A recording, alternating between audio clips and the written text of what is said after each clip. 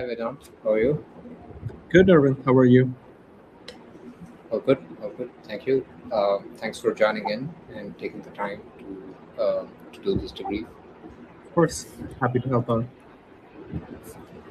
Right. So, Vedant, before we start, just to sort of set the stage on what we'll discuss and what the broader goal of this debrief is to hear from you, your journey as an MBA applicant, your um, you know insights going through the Mhm. process in terms of you know maybe some challenges you faced and ways in which you strategized, we worked on the application and the interview process and insights you learned from the schools. You visited Duke and thinking Yale before committing and so on. So basically, it's to hear from you on your journey and with the hope that future applicants would sort of learn insights from you, Mhm. right? So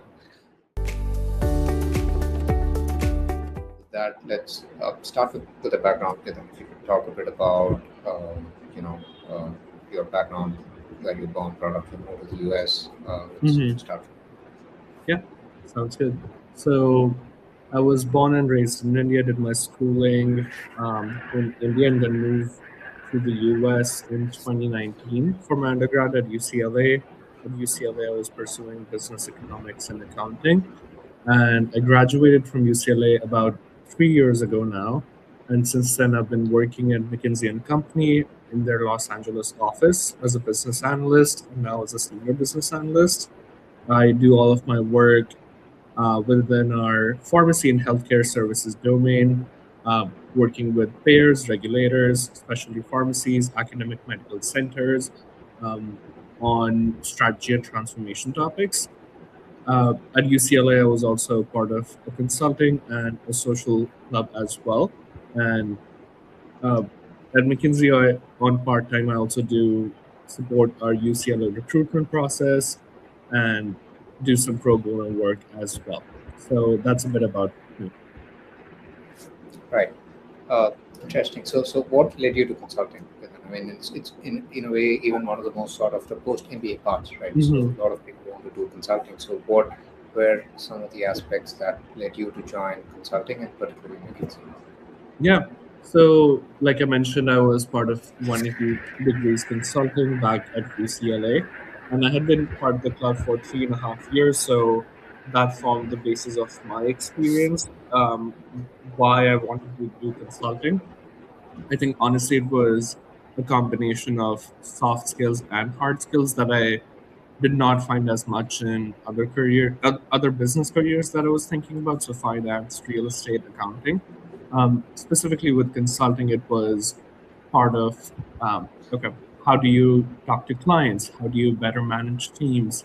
Um, like I think putting on the strategy cap and thinking about how do you think for Fortune 500 companies, how do you think for governments as they think through some of these core business problems that they solve. So I think as an undergrad who is dealing with these problems on a more theoretical basis, I think the potential to having um, deal with them in a real world basis was really exciting.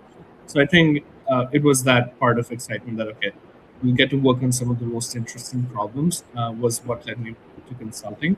Specifically with McKinsey, as I was going through the recruitment process, I was recruiting for the Big Four consulting, MBB, and some smaller boutique consulting firms. But at the end of the day, McKinsey stood out because of its people culture and I would say depth of expertise across different industries and clients. And that's been absolutely true since I joined McKinsey. I think the saying at McKinsey is if you want to do something, you'll have the opportunity to do so at McKinsey. And I know it sounds very basic, but um, the point being that if there's any topic, if there's any industry, if there's any client you're interested in, you can probably get to work with them at McKinsey. So I think that part really stood out to me. And also, I think the people I met throughout the recruitment process were very warm, welcoming, and that gave me a glimpse into McKinsey's culture. So at the end of the day, stood out as a firm, and recruitment worked out. So that's how I ended up in McKinsey's LA office. Right.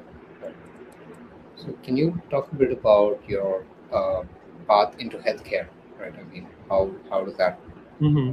happen, and how that journey has been, working across different healthcare projects? Yeah. So at McKinsey, we have what is called as a random walk, which means they recognize that as a business analyst coming right out of undergrad, you probably do not have expertise in any industry. So their purpose is like, okay, through this random walk, you can sample different industries, different functions, different clients, and then try to start forming a base for yourself.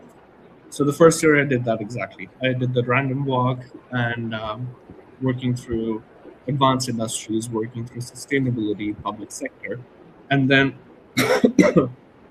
I had the opportunity to work on a healthcare study of like about a year into my McKinsey career, and that was it. I had that random opportunity come up, and it worked out really well.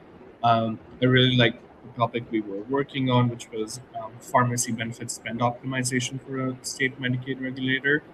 I really liked the people I was working with, and I really liked the clients and the industry we were in. So that was sort of my impetus to stay. And then I just started growing my network within the pharmacy domain, which was um, my manager referred me to another manager who staffed me on their project. The project director from that one staffed me on another project. So I think that's how things kept going and rolling. And by the time I realized I had been through a lot of pharmacy projects and gained real expertise in the domain, and that has become a really valuable asset for me as I think about advancing my own professional goals. And honestly, like, sure, that's one part of it, but also the second part of it is I've really enjoyed the people I've worked with. I have an amazing network of mentors and sponsors within the domain, and I think it just makes the job easier knowing that you have people that care about you so deeply. Right. The things, Vedant, that you've been involved in and passionate about is the recruiting, right? That you've done Hmm. with UCLA. So can you talk a bit about that? Yeah. So um, I lead our undergrad recruiting efforts at UCLA, and that means working very closely with the source recruiter, working very closely with them to identify, okay, which events should we be doing next on campus? How many people should we be targeting for each event? What should be the best format? Should we do a coffee chat? Should we do a virtual info session? Should we do a resume workshop? Should we do a case workshop? And then once we have decided that plan for the year, then it's helping out the teams organize the events and actually do host the events. So at a lot of events, I'm part of the panel, doing Q&A with students, doing answering their questions about what's life as a consultant, what is life at McKinsey, and also like doing one-on-one coffee chats with a lot of prospective students as they reach out to me through LinkedIn or email. And yeah, over the last 3 years, I would say I've done uh, ample full of ample events, and become the real face of our uh, recruitment efforts at UCLA. So it's been a really nice process to give back to UCLA. UCLA clubs, all my friends at UCLA played a pivotal part in me getting that job at McKinsey. So I wanted to give it back to campus and the community that I was part of. So that was sort of the drive why I started doing this. But it's been really fun driving that process as well. Right. So, uh, in terms of, let's say, the motivations to do an MBA, right? So when did that thought first come to your mind, and why did you sort of want to do Hmm. it? So it was driven by, I would say, like two reasons. Number one is McKinsey offers great opportunities for senior business analysts. So once you've reached your second year mark at the firm, you unlock a lot of opportunities in terms of, okay, do you want to go do an internal rotation? Do you want to go to business school? Do you want to continue on your trajectory? Do you want to go work for another company in the meantime. So that was part of the reason why like McKinsey offers these opportunities, and I wanted to leverage that. And second, I think I was at a point in my career where I felt, okay, McKinsey is a wonderful place, but it's really fast paced. Sometimes do not you're not able to take a step back and take stock of what's been your professional development. Are you progressing towards your own personal goals? Um, how are you thinking about yourself as a person and leader? So at McKinsey, that comes through reps over time, but I felt that okay, I need to take a step back and actually go through that process to identify which type of leader do I want to be, what type of teams do I want to lead, how do I want to be most effective at mentoring people, how do I want to be um, playing a client counselor role rather than just a client collaborator role. And I think that was part of the reason why I said, okay, let's think about doing an MBA. And I think with that, all this other soft skills. Okay, how do you conduct yourself in a room? How do you talk to more senior clients versus frontline managers? So that was part of the reason why I said, okay, this is a good point. This is a good segue point. I've been at McKinsey 3 years by the time I go to my MBA, and it will be a good natural point for me to start thinking about the next step. So that was part of the reason why I decided to do an MBA. Right. And I think, I mean, it's let's say in a way reaffirming to hear that from a consultant, because a lot of folks pre-MBA don't have a consulting background, right? Especially Yeah. from MBB. Some of them want to transition to consulting, some to other strategy roles.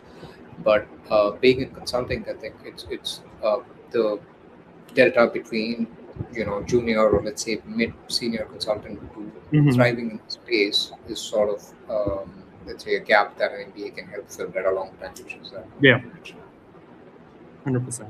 Yeah, um, I think like either the McKinsey process is like you go through with it, you are able to like just do enough projects that you get enough reps that you excel at that, or you leverage one of these opportunities that I had mentioned. So I decided to go in the second route, but I think even if I had stayed, I would have maybe made it at the same level, but obviously would not have had that experience that an MBA might provide, like taking a step back and really taking stock of who I want to be in the future.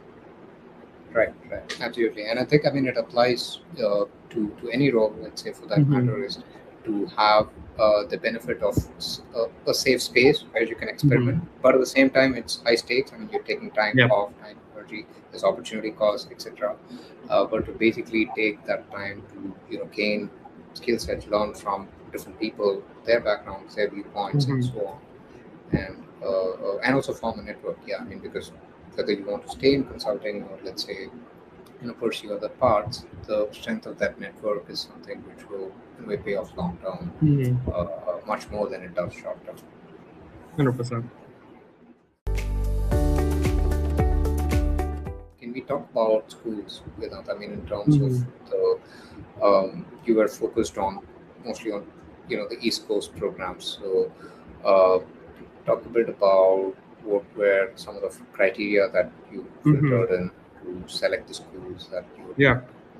want to. I think there were two main reasons that, or factors that I used to select my schools, and you were a great assistance in actually defining those factors and selecting the right schools accordingly. And number one was, where do I see myself being for the next 2 years? Uh, and then number two was, what is a realistic fit for me? And I think number one was, I've been in LA 6.5 years now. By the time September rolls around, um, I would have been here 7 years. And I thought that I just wanted to explore another part of the country, um, see another community, see another culture, see another school. So that was one big reason why I selected a lot of East Coast schools. So Duke, Penn, Columbia, and Yale, and then also UCLA, because I said, okay, maybe I love East Coast, but let's have an opportunity to also apply to UCLA, have that as a option in case I say, okay, I actually do not want to explore anymore. I just want to stay in LA. It's a wonderful city. The weather is awesome. It never budges from 70 degrees, so it's a wonderful city. So I said, okay, let's have both options ready in case I change my mind. But I was pretty set on the East Coast. And the number two, I said, okay, let's have a list of, okay, where do I see myself being a realistic fit?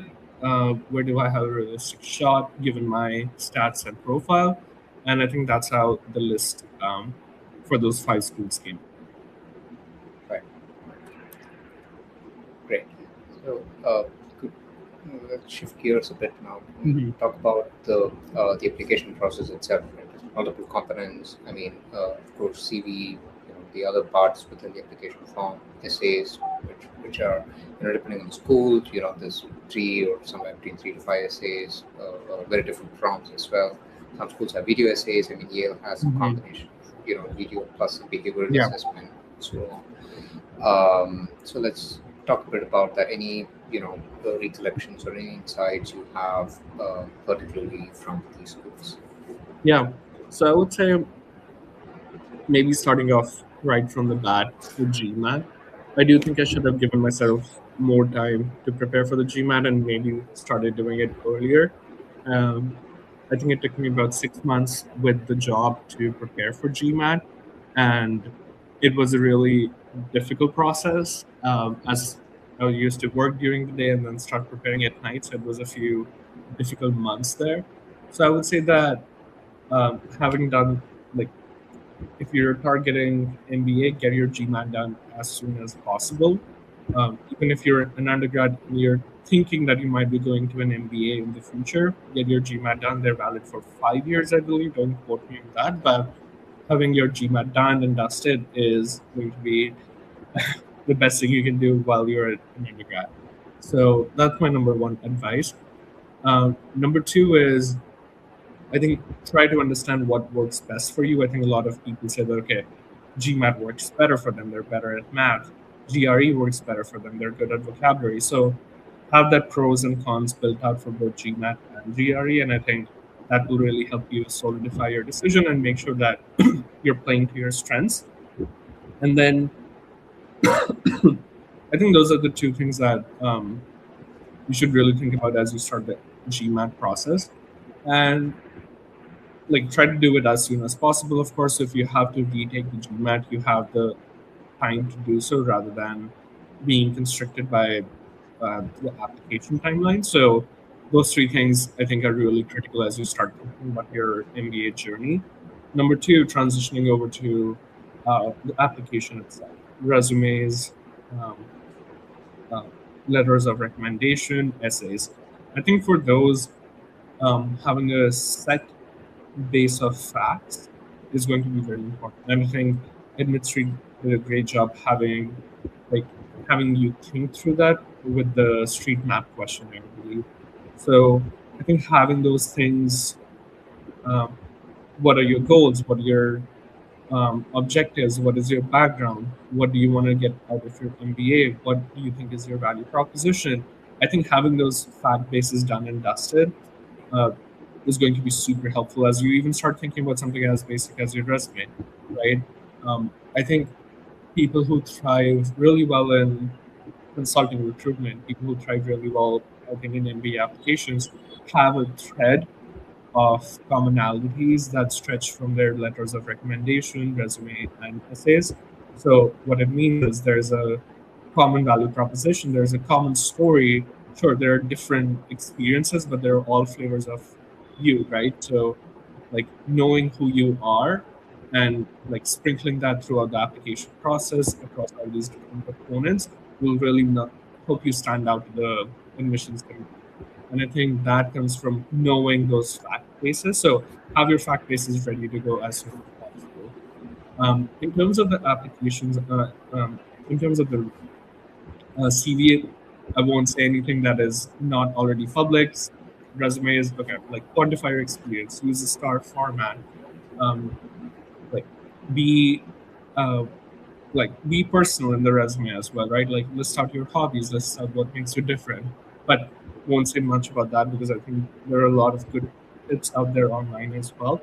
But on the letters of recommendations and essays, I would say letters of recommendation, let your recommenders know as soon as possible, and keep following up with them every few weeks, because I think most likely your letters of recommend, like your recommenders would be also senior executives working in your companies or clients. So their time is also very precious. So make sure you let them know as early as possible that you want them to do this, and have a discussion about what you're looking for from the MBA, and that just helps them think through, okay, how do I want to tell the story, right? Like, not to say that you're feeding them any words, but just let them know, okay, like, hey, I want to do an MBA and this is XYZ.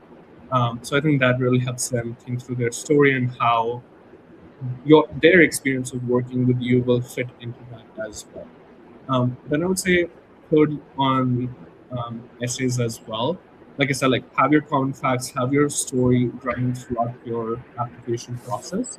But I think at the end of the day, when you're applying to different schools, a lot of the questions are, okay, what clubs, classes, or um, events will you be a part of? So do that research very thoroughly, because I think in like applications do want to see that, okay, how will you be adding value to their program?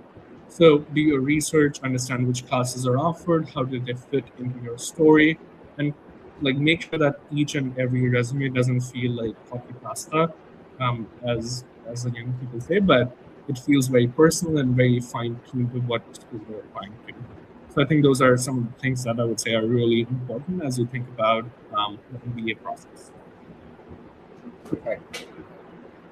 Yeah, thank you. I think that was pretty exhaustive and also useful advice, pieces of advice for applicants as well. Hmm. But then let's talk about Yale. Hmm. You know, this was, let's say, one of your top priority schools right from the upfront. You also kind of visited the campus, also connected with alumni, students, etc. Hmm. Right, while you were working on the application. So, can you talk about what were some of those specific nuances, whether it's insights or any experiences that you had with the community that sort of Hmm. kind of made it your top choice? Yeah.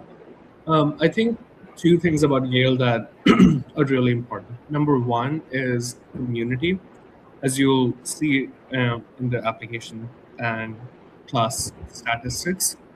Yale is a really, like Yale SOM is a really small program, about 350 people. So they really want to make sure that whoever is joining the program truly understands what Yale SOM is, and is attuned to what the community and what New Haven can offer. Because again, really small place. It's not your New York, Philadelphia, not one of the big cities. Very small. I wouldn't say town, but like very small city slash big town. So I would say like really understand what Yale and New Haven have to offer, and make sure that is incorporated into your essays. I think one of the I'll come to the second part that I was going to mention, but I think one of the really cool things about Yale and the application process is they keep sending you all these um, emails from the one of the assistant deans, Bruce Delmonico, about, okay, what's cool to do around Yale. They really love talking about pizza, and the pizza is actually pretty fantastic. Um, so they keep talking about these small things, these things to do around the community. So make sure that is reflected in your essays and interviews. And number two, I would say that Yale SOM's value proposition is business and society. So what that means is they take a slightly different lens to curriculum and how they structure the program, and that is through the perspective of all different stakeholders and not just a business manager, right? Because I think their perspective is, okay, how do we ensure that you can think through all the different market and industry forces that are going to be shaping your decisions and outcomes as a business manager or executive. So they really want to provide that comprehensive set of education, They think about their impact on, okay, what's our impact going to be on the society? What's our impact going to be on the workforce? How do you think about this problem from an investor's perspective versus a consumer's perspective? So they really want to provide that 360-degree lens. And when I was there at admitStreet this weekend, um, the dean, Charles Kervin, I think that's his name. He he obviously was talking about it, and one of the lines he said was really striking. He said, "Hey, if you do not align with this, if you do not think you will enjoy this part of the curriculum, do not come to campus." And I thought that was really interesting because he was also almost making the counter pitch. Was like, hey, don't come here if you're not really aligned to this philosophy of how your curriculum should be structured. And I think that really said something about how seriously they take that part of the curriculum.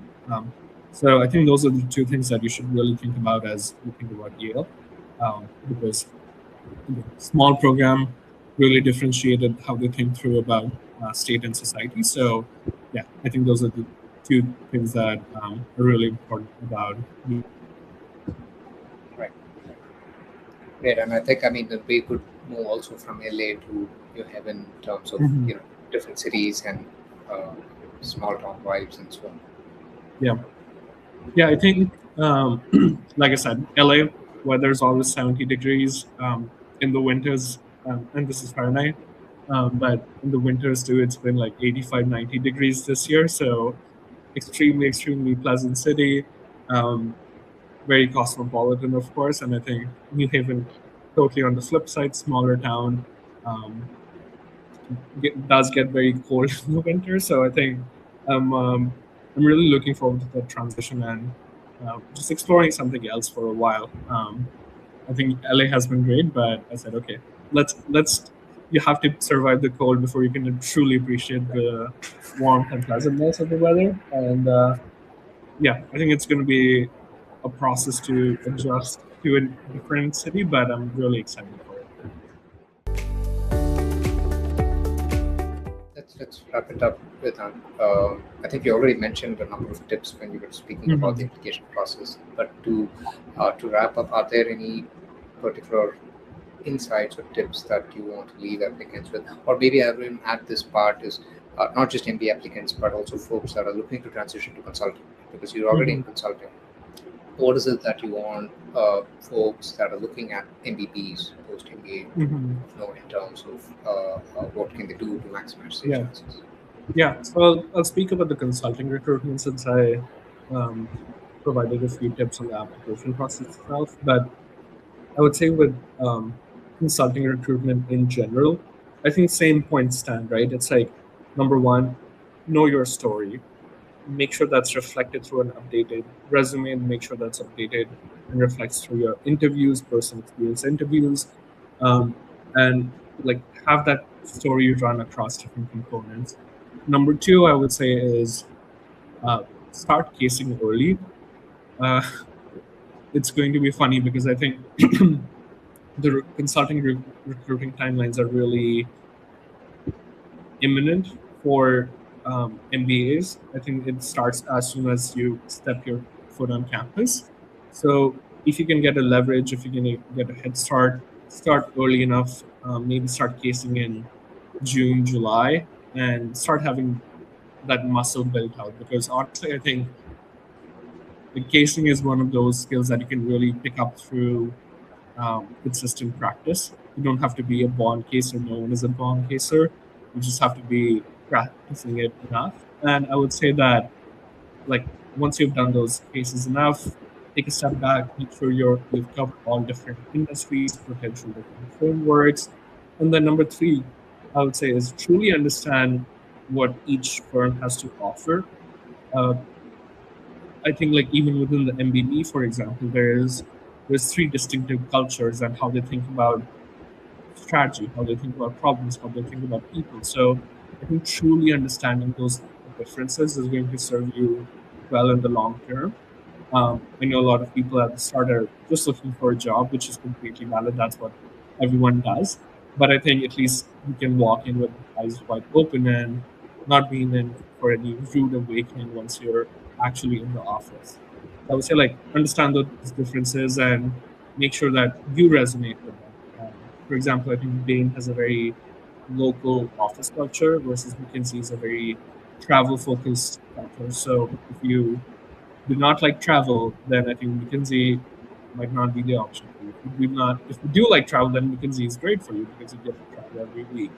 So I would say like understand those differences and go in with eyes wide open. And number four is the way you do it is actually connecting with people at the firm, doing coffee chats, going to info sessions, asking questions, and like clarifying what everything means. So I think those are some of the tips that I would say I generally given to candidates as they think about the process. And yeah, I think consulting recruitment is a really, or I would say like consulting finance or any other recruitment is really difficult. So make sure you take the time to rest, relax. Um, MBA is going to be a really fun program. So make sure you're also enjoying the social parts of the program rather than just like cramming for the first 4 or 5 months because that's when a lot of friendships will be formed. I think from my perspective. So make sure you're still out enjoying it, enjoying your classes, because you're not going to get those people.